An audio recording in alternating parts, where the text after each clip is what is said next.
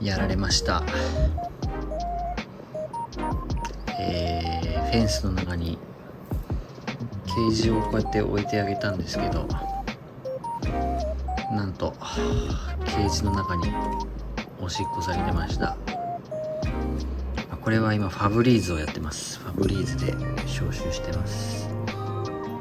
こういうペットキャリーもこのコンちゃんにとってはおトイレと同じみたいで、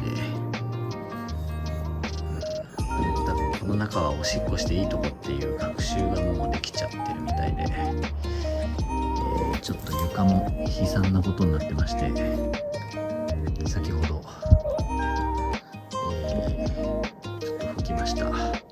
じゃんねえこんちゃん、